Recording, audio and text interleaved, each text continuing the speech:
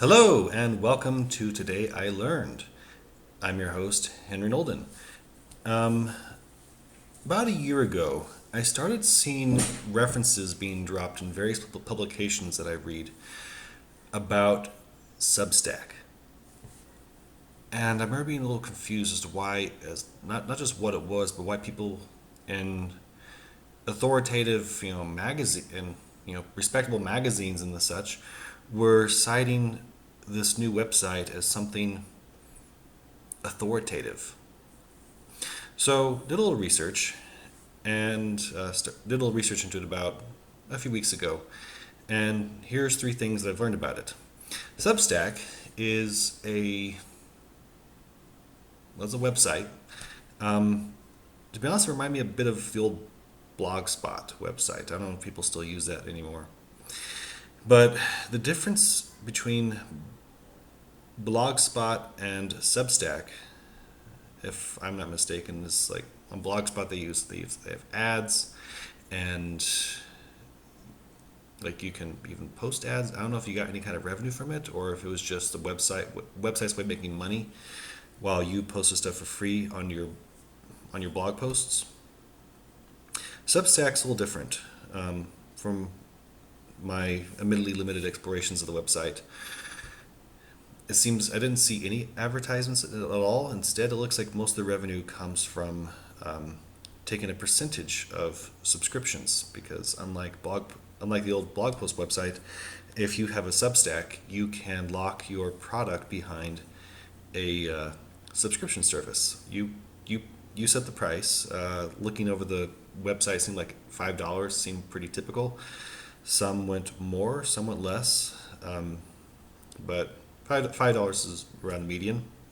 And Substack gets a 10% cut of plus credit card fees from every subscription that a person gets. So if I was to have my own version and put a $5 fee on it, they would get 50 cents of every single transaction I get, which would be once a month, because it looks like they do monthly subscription fees on there. Second thing I learned is that it's actually very popular with a lot of people. I was looking through it, and there's not just a lot of names on there. There's a lot of names I recognize on there. The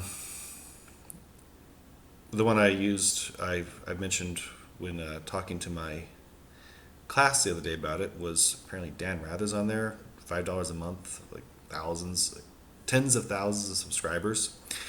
We did the math and we figured out that after the fees and before taxes, he's making a little over $1 million a year from this side gig writing articles and essays on Substack. I was like, whew, that was pretty impressive. And which brings me not to the third fact, but about the site, but the third thing, I've been considering making one myself.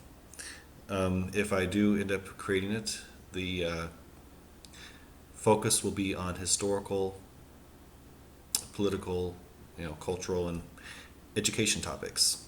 So human interest, that sort of thing. I'm in the process, I don't know if I've mentioned this in any of my videos yet, I'm in the process of writing a book about the presidents. So my thought is once I get, 5 presidents written up, I'll open I'll open up a membership on the website and then start posting chapters as they're ready. So with a buffer of about 5, and the plan is to post them maybe once a week and to put it behind a $5 a month subscription. So just a way for me to make a little money on the side, so and get that student loan paid down faster. So hopefully you found it interesting and informative. Like I said, I was very confused when people started citing it and authoritative magazines as authoritative sources. But seeing the names on there, it's like I can see why they'd be willing to cite these individuals for their magazine articles. So, anyway, that's all I have for you today. So, take take care and have a good one. Bye.